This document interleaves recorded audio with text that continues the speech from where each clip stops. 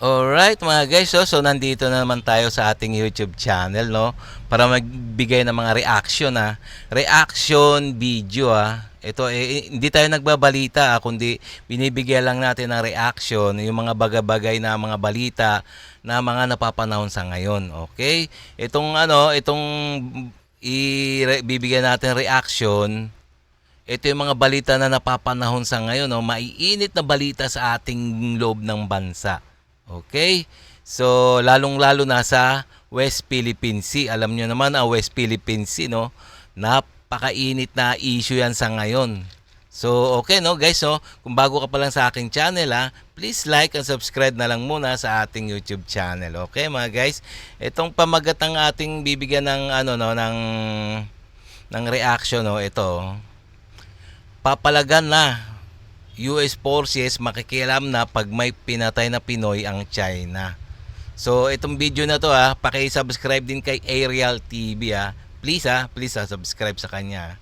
So ito ang sabi dito, talagang papalagan na ng US forces at makikialam na ang US forces pag may pinatay na Pinoy ang China. So mas mabuti pa i-play na natin para malaman na natin, okay?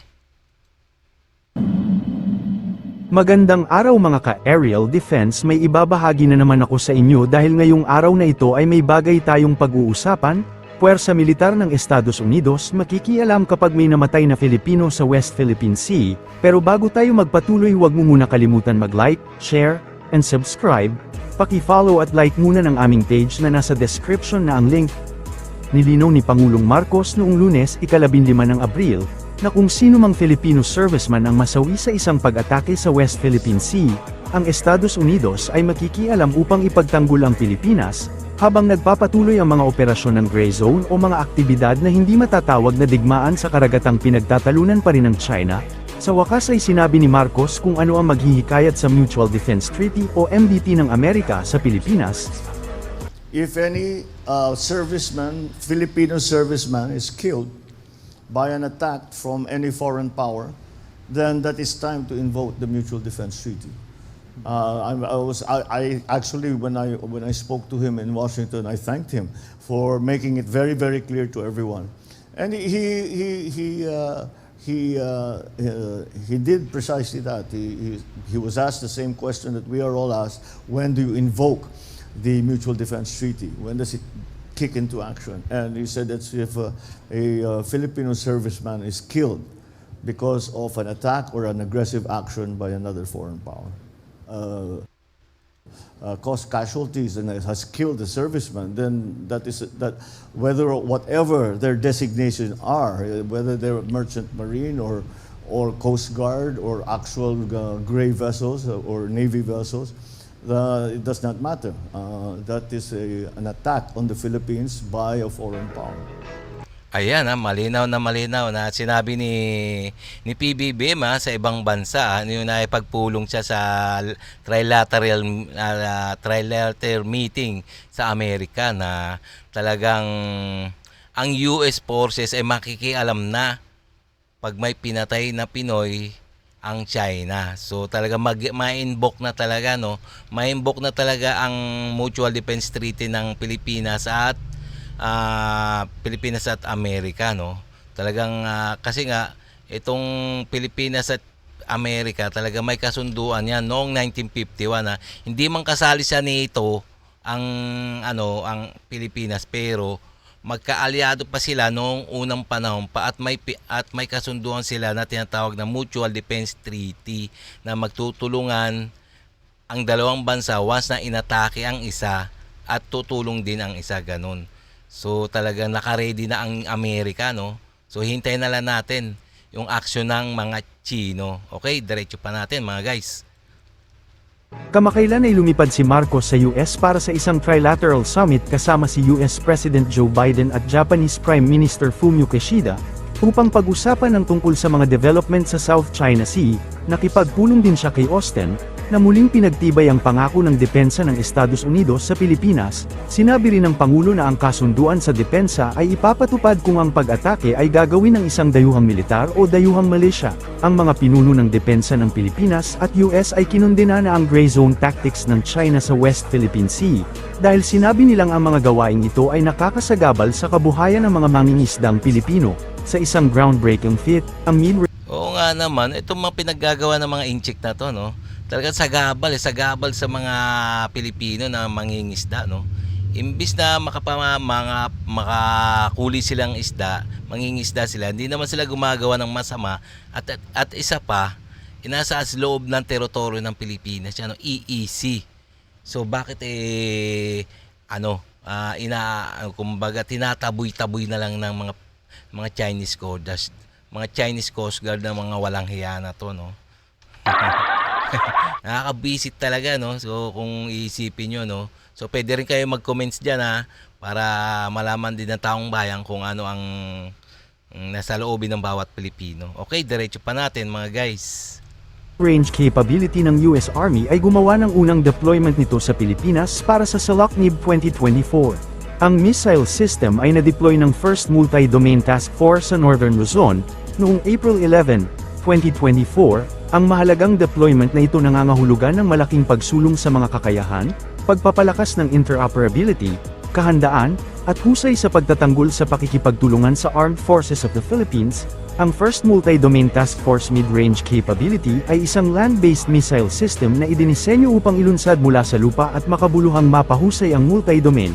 Ang versatile launcher na ito ay maaaring magpaputok ng dalawang malalakas na missile, ang Standard Missile 6 at ang Tomahawk Land Attack Missile. Ang exercise Salaknib 2024 ay nagsisilbing direktang pagpapatibay sa mga layuning itinakda ng US Indo-Pacific Command at US Army Pacific, na naglalayong dagdagan ang bilateral na kakayahan para sa magkasanib na operasyon. Ang Visiting Forces Deal sa pagitan ng Pilipinas at Japan ay inaasahang malapit na matapos, ayon kay Pangulong Ferdinand Bongbong Marcos. Oh yeah, ito So nandito na pala sa Pilipinas talaga yung mga mga missile system ng Amerika, no. So talagang pinapakita na ang mga malalakas na air defense ng Pilipinas, no. Kumbaga pupwesto na kasi nga magkakaroon ng balikatan exercise. So talagang aktual na magpo-firing sila, no, ang Pilipino at ang Amerika. So siyempre makikita ng mga Chekwa. So medyo mababahag ang buntot niyan, 'di ba? Loko talaga yung mga Chekwa na 'yan, no. So sana nga makita kung gaano kalakas ang mga kaalyado ng Pilipinas. Itong mga Chekwa na 'to, no. So, okay, diretso pa natin mga guys, ha. Junior, binanggit din ni Marcos na tinalakay din niya ang Reciprocal Access Agreement kasama si Prime Minister Fumio Kishida sa Trilateral Summit sa pagitan ng Pilipinas, Japan at Estados Unidos na ginanap sa Washington. Yeah, we're working on that. Yes, we are. Malapit na. That will be coming soon. We spoke about it again with Prime Minister Kishida when I was in Washington. There aren't any real conflicts in principle. It's just a question of getting the language down and defining precisely how it's going to work, the logistical systems and how that's going to work. But it should not take very much longer. I think we're very close to completion on that. Yeah, well, Balikatan is traditionally between the Philippines, which together with the Philippines and the U.S. It is part of our mutual defense treaty that we hold these exercises every year. Now, with the inclusion of Japan into some of these exercises that we've been doing, not only Balikatan but others, I don't see any reason why Japan should not be part of those exercises in the future. And that again is, I think, is a good move for us to make, simply because it will make it easier for us to work together and to coordinate together, and again, so that we can do the most, focus where the problems are, maximize the resources that we have, so that we can maintain the peace and stability and freedom of navigation and adhere totally and completely and constantly to the rule of international law, and specifically the UNCLOS. Ang RA Tingnan nyo naman ha. So ito yung mga nagdaang mga administrasyon, no? Wala yung ganyan, no? Mga balikatan exercise ng mga Amerikano nagsasanay na pinadadala yung mga malalakas na armas. Wala, no? Talagang si PBBM lang ang nakagawa nito, no? Kasi nga si PBBM talagang no, ang bayan ng Pilipinas. Kumbaga, mahal niya ang bayan ng Pilipinas. Ayaw niya maagrabyado. So talagang tunay ng presidente to, no, inaalagaan niya ang Pilipinas. So kaya nga nakipag-alay siya sa mga malalakas na bansa. Kaya nga pinayagan niya ng magbalikatan exercise para nga makatulong sa ating depensa. Hindi katulad ng mga nagdaang administrasyon, puro mga pansarili lang ang iniisip nila, no? Wala, di ba? Napapansin nun, di ba? Wala man lamang mga balikatan na nangyayari tungkol sa mga depensa. Pinababayaan na lang nila. Kumbaga, ang iniisip lang nila yung kanilang sariling bulsa. So, kawawa talaga ang bayan, no? Lalo pa, marami mga naguhudas sa ating gobyerno. Hindi naman lahat, ha? So, ito komentaryo lang to, ha. So, kumbaga wala tayong pinapanigan, kumbaga lang to, reaction, kasi nga itong mga balita na to kailangan magkaroon, bigyan natin na reaction kasi nga mga Pilipino naman tayo, di ba? So, okay. So, natin, diretso pa natin. A ay nagbibigay daan sa isang mekanismo para sa ibinahaging pagsasanay at operasyon ng militar at mas malalaking pinagsamang pagsasanay sa pagitan ng dalawang bansa. Sa ngayon, ang Pilipinas ay may umiiral na kasunduan sa mga visiting forces sa Estados Unidos at status ng Visiting Forces Agreement sa Australia. Pangulong Ferdinand Marcos Jr., tiniyak na mananaig ang batas ng Pilipinas sa gagawing joint exploration ng Pilipinas at China. We always come up against the same argument, or between China and the Philippines, because when we say that we would like to explore, they insist that these areas are in Chinese territory, and therefore Chinese law must prevail. We, of course, do not accept that. We say this is Philippine territory, and therefore Philippine law should prevail. That's really where the sticking point is. Even before I came into office, that was already the situation we're in. I hear a great many optimistic reports that they're saying that we have agreed, we've come to an agreement, but I haven't really seen something that we can can use to work forward. In other words, I don't really think we have a proper agreement, and it really comes down to that issue: which law will apply? And the reason that there is an argument is that China claims that these territories belong to China. We dispute that, and that's where the problem is. Let me categorize those areas that are ripe or that we are looking at for exploration. There are those who are in non-conflict areas. That's what we defined, that's what we term them as now, the conflict areas and non-conflict areas. And as far as the Philippines is concerned, if those prospective reserves are within the EEZ, conflict area or otherwise, then any exploration should be conducted by the Philippines. So if that, however we choose to do it, if we choose to do it by ourselves, if we choose to do it in partnership with other corporations, or which we probably will be the case, because we don't have the capacity for that very large scale heavy engineering in terms of exploration.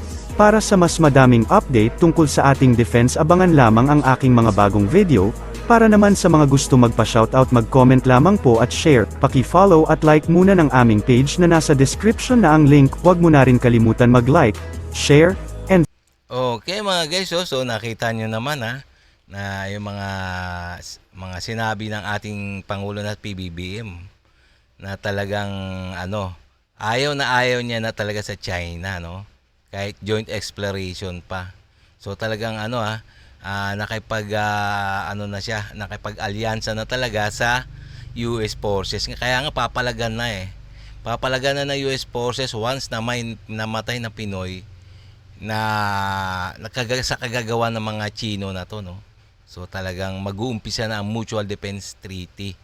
So kaya lagot na ang mga Chekwa na to. Okay mga guys, oh. So kung